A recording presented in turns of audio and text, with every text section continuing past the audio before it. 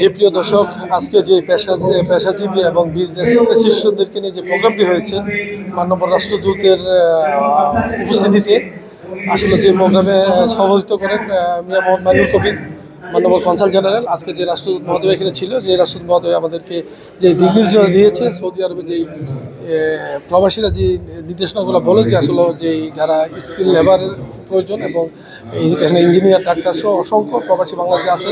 আসলে 32 লক্ষ প্রবাসীর বসবাস সৌদি আরব, সেটি কীভাবে প্রসারিত করা যায় সেই প্রত্যাশা হানিফ সরকার, উজ্জ্বল, আর টিভি, জেদ্দা, সৌদি আরব।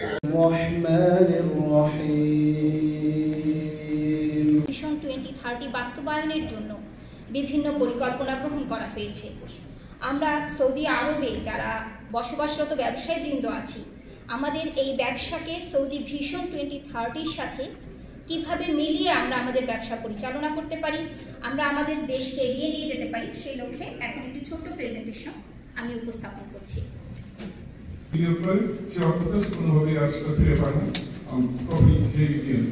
তো এইসব সামগ্রিক বিষয় আপনারা যদি সংক্ষেপে আমাদেরকে বলেন, আপনাদের নিজের পরিচয় দিয়ে আপনারা কোন সেক্টরে ব্যবসা করছেন, তাহলে আমাদের জন্য সুবিধা হবে আপনাদের বিষয়গুলোকে সম্মিলিতভাবে কনসুলেট এবং দূতাবাসের মাধ্যমে আমরা চেষ্টা করবো কিভাবে অ্যাড্রেস করি সেগুলো করতে। আজকে তো আমি এই ধরনের ভূমিকামূলক বক্তব্য না দিয়ে স্যার আমার মনে সরাসরি যদি আমরা আপনাদের কথা শুনতে পারি, সেটা আমাদের জন্য ফলপ্রসূ হবে। আমি আপনাদের বিনীত অনুরোধ করবো আপনারা এখানে বিজনেস করতে যে কি কি চ্যালেঞ্জ এবং সমস্যার সম্মুখীন হচ্ছে সেটা জানা এবং জেনে এর ভিত্তিতে পদক্ষেপ গ্রহণ করা।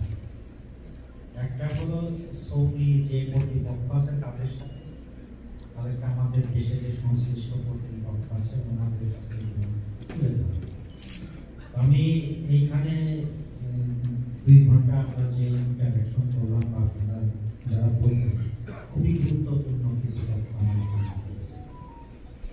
আমি ওইগুলোতে ঢোকার আগে প্রথমে আপনাদের যেটা বলতে চাই, এখানে যে আমার কাছে মোহাম্মদ বিন সালমান বিন আব্দুল আজিজকে আমরা কৃতজ্ঞতা প্রকাশ করছি এবং সৌদি বাণিজ্য মন্ত্রণালয়কে আমরা তারা একসময় এখানে অবৈধ ব্যবসায়ী হিসেবে আমরা পরিচিত ছিলাম, যদিও আমাদের কষ্টে অর্জিত অর্থ এখানে যারা বড় বড় আছে অনেক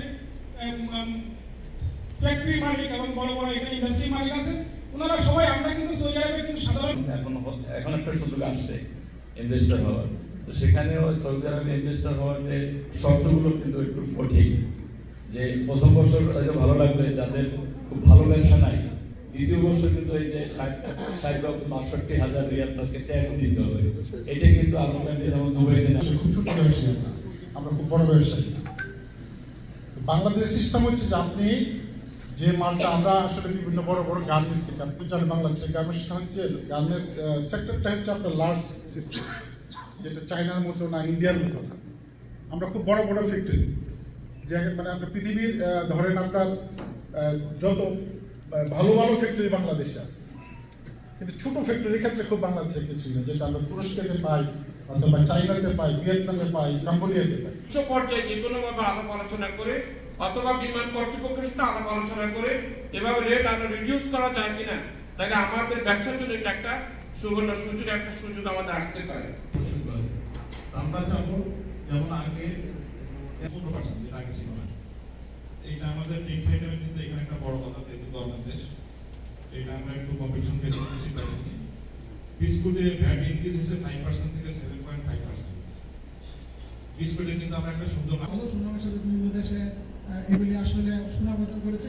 আর আপনারা সামনে যে আমাদের ভিশন 2030 আছে, আপনারা জানেন যে সৌদি আরবে ভালোভাবে যেখানে আমরা টোকেন নিয়ে আমরা এক জায়গায় বসলাম, নাম্বার এটা আমরা গেলাম, কিভাবে করা যায় কিনা একটু ভেবে দেখবেন। সেটাতে আমাদের বাংলাদেশ এম্বাসির এবং আমরা বাংলাদেশিদের সম্মান বাড়বে। তো আমার আর বেশি কিছু বলার নাই।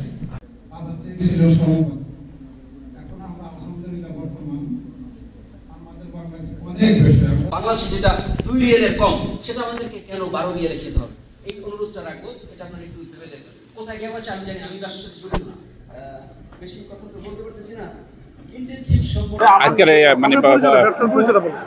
আমি হাসান মাহমুদ, জানা হোসেন কোম্পানি থেকে আসছি। আমি ধন্যবাদ জানাই যে কর্তৃপক্ষকে সুন্দর একটা প্রোগ্রাম আমাদেরকে উপহার দেওয়ার জন্য, এবং আমার পক্ষ থেকে জানাই অনেক অনেক ধন্যবাদ এবং আজকের অনুষ্ঠানকে অনেক সুন্দর হয়েছে। আগামীতে আমরা আশা করব যেন আমাদের সকল ব্যবসায়ী এবং কি ইনভেস্টরকে নিয়ে আরও অনেক বড় সুন্দর হয় আশা করি। আজকে যে সেমিনারটা ছিল এইটা মনে হয় জিদ্দা আমরা প্রথমেই অনেক ভালো লাগলো, যেহেতু এখানে সব ব্যবসায়ী ইনভেস্টাররা আসছিল।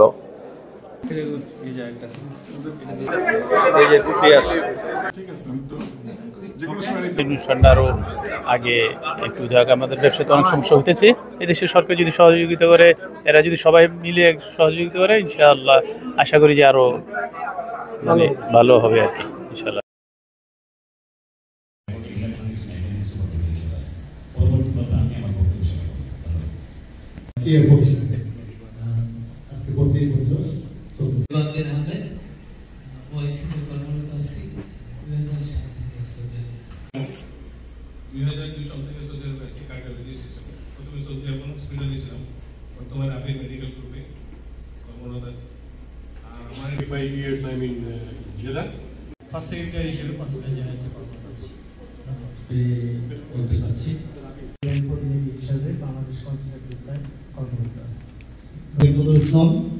আমি বাংলাদেশ কনসুলেটে মিনিস্টার লেবার হিসেবে কর্মরত আছি। আমি কাউন্সিলর শ্রম কল্যাণ বিভাগে কর্মরত স্যার। ধন্যবাদ। On the professional, migration and trying to build an ecosystem for the migration, and we say ourselves as a migration tech initiative, and at the same time we are. আমি doctor Ayesha Siddika, আমি Saudi German হসপিটালে কাজ করছি cardiology ডিপার্টমেন্টে। আমি জেদ্দায় আছি গত 16 বছর ধরে। এই তো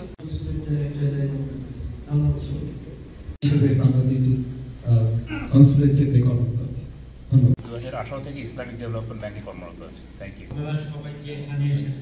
তাই প্রবাসী ব্যবসায়ী আলহামদুলিল্লাহ আপনার তো আমি একটা টিউবগেট অফিস দিয়েছি এখন নতুন করে, আর এমনি ফার্নিচার দোকান আছে আগে সবার সাইডের ব্যবসা করতে তাইপে আলহামদুলিল্লাহ 2000 হবে ভালো আছি।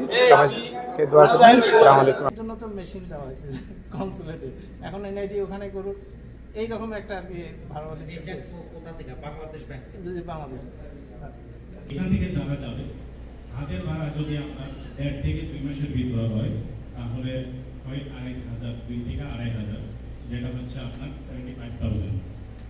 ব্যবসায়ীদেরকে নিয়ে এরকম একটি সুন্দর আয়োজন করতে পেরেছে। তার মধ্যে অন্যতম সৌদি আরব, কাতার, কুয়েত, আরব এবং কানুনকে আমরা সম্মান করি।